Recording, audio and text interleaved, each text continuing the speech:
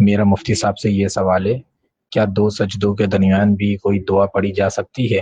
جی ہاں بالکل، دو سجدوں کے درمیان دعا پڑھی جا سکتی ہے اور پڑھنا مستحب ہے۔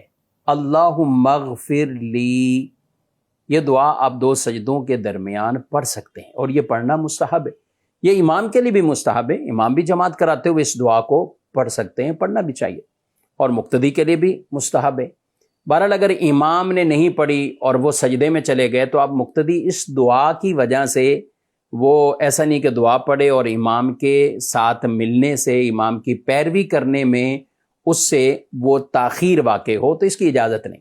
مقتدی پھر فوراً امام کی پیروی کرتے ہوئے، تکبیر کہتے ہوئے وہ بھی سجدے میں چلے جائیں گے۔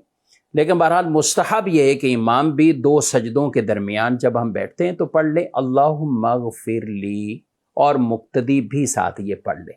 اچھا، جب آپ تنہا نماز پڑھ رہے ہیں تو ظاہر باختیار ہیں، آپ خود پڑھ رہے ہیں، سنت پڑھ رہے ہیں، نفل پڑھ رہے ہیں، فرض پڑھ رہے ہیں، آپ دو سجدوں کے درمیان یہ آپ پڑھ لیا کریں اللہم اغفر لی، یہ دعا پڑھ لیا کریں۔ اچھا، اس کا فائدہ کتنا ہوگا؟ دو سجدوں کے درمیان جب ہم بیٹھتے ہیں نا تو یہ کہلاتا ہے جلسہ، اور یعنی دو سجدوں کے درمیان۔ اچھا، اسی طرح قوما رکوع سے کھڑے ہوتے ہیں تو یہ قوما کہلاتا ہے، پھر ہم سجدے میں چلے جاتے ہیں۔ نماز کے واجبات میں سے ایک واجب ہے تعدیل ارکان، ہر رکن کو ٹھہر کر احسن انداز سے ادا کرنا، اور یہ واجب بھی ہوتا ہے کہ جب آدمی سمع اللہ لمن حمدہ کہے تو وہ پورا کھڑا ہو جائے اور اتنا ہو کہ اطمینان ہو گیا، کھڑے ہو گئے۔ اسی طرح دو سجدوں کے درمیان جب پہلا سجدہ کر کے اٹھیں گے تو آپ ایسے کہ آپ پورا بیٹھ گئے تسلی سے، تو پھر اللہ اکبر دوسرا سجدہ۔ اب یہ بیچ میں جو وقفہ نا سبحان اللہ، اتنی مقدار تو آپ کم از کم یہ ٹھہرے کہ آپ کا رکن وہ ادا ہو گیا۔ اب بعض کو ایسے ہوتے ہیں کہ سمع اللہ لمن حمدہ وہ کرتے ہوئے، یعنی یہ رکوع ہے اگر تو یہ اوپر کھڑے ہی نہیں ہوں گے پورے، سیدھا جا کے سجدے میں چلے جائیں گے۔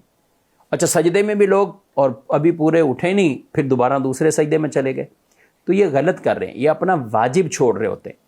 تو میں یہ عرض کروں گا کہ اگر وہ اپنی عادت بنا لیں کہ دو سجدوں کے درمیان مجھے یہ دعا پڑھنی ہے اللہم اغفر لی، مستحب پر عمل، ثواب بھی ملے گا، دعا بھی آپ کی نماز میں شامل ہو گئی، اور آپ کا واجب بھی ادا ہو جائے گا۔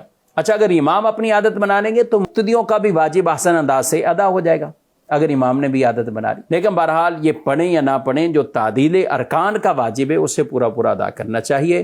تو خلاصہ کلام یہ ہوا کہ دو سجدوں کے درمیان بالکل آپ دعا مانگ سکتے ہیں اللہم اغفر لی، یہ آپ پڑھ سکتے ہیں۔